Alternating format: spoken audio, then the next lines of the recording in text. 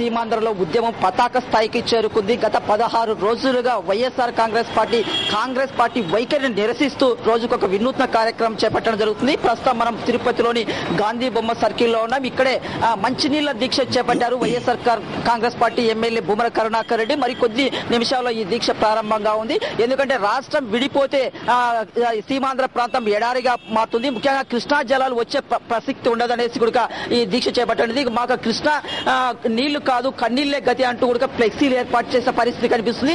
మరోవైపు రాష్ట్రం విభిస్తే మనం నీళ్లు ఎక్కడి నుంచి తెచ్చుకోవాలనే పరిస్థితి కూడా రకరకాల ఫ్లెక్సీలు ఏర్పాటు చేశారు. ఎందుకంటే నాగార్జున సాగర్ కు కృష్ణా జలాలు రావు, అలాగే కోస్తా ప్రాంతానికి గోదావరి జలాలు కూడా వచ్చే పరిస్థితి లేదనేసి కూడా ఈ నిరసన వ్యక్తం చేస్తూ వైఎస్ఆర్ కాంగ్రెస్ పార్టీ నేతలు ఇక్కడ ఆందోళన కార్యక్రమం చేస్తున్నారు.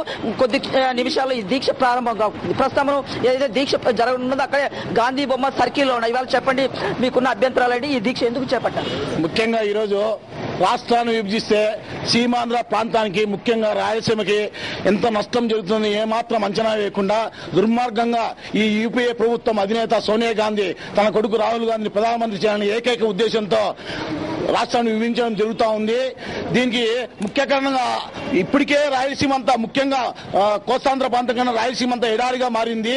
మాకు సాగునీరు లేదు, తాగునీరు లేదు. ముఖ్యంగా ప్రధాన జలవనరులైన కృష్ణా గోదావరి నదులు తెలంగాణ ప్రాంతం నుంచే మాకు రావాలి. వాళ్ళు అక్కడెక్కడైనా ఆనకట్ట కట్టినారనుకోండి, ఖచ్చితంగా కడతారు వాళ్ళు. తెలంగాణ వాళ్ళ బుద్ధి మాకు తెలుసు. మీరు చెప్పండి, ఇవాళ మంచినీళ్ళ దీక్ష ఎందుకు కోసం చేస్తున్నారు చెప్పండి సార్? ఈ రోజు మనకు చూస్తున్నటువంటి మన కృష్ణా జిల్లా నుంచి వాటర్ వస్తుందని తెలుసు. ఇప్పుడు మన 7 కోట్ల మందికి వాటర్ అక్కడి నుంచి వస్తుంది. చంద్రబాబు నాయుడికి ఆ రోజుట్లో బుద్ధి లేదా?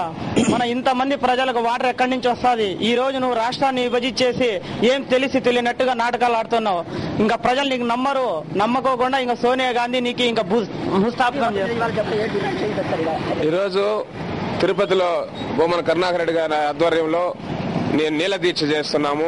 మొత్తం మీద ఇలా చెప్తున్నారు, తిరుపతి వాసులు ఒకటే చెప్తున్నారు, తప్పనిసరిగా ఏదైతుందో మంచినీళ్ళ దీక్ష చేపట్టడం జరిగింది. మరి కొద్ది నిమిషాల్లో ఈ దీక్ష ప్రారంభం కాబోతుంది. ఇక్కడ పెద్ద ఎత్తున వైఎస్ఆర్ కాంగ్రెస్ పార్టీ అభిమానులు కార్యకర్తలు ఉన్నారు. ఇది సాయంత్రం వరకు కొనసాగుతుంది.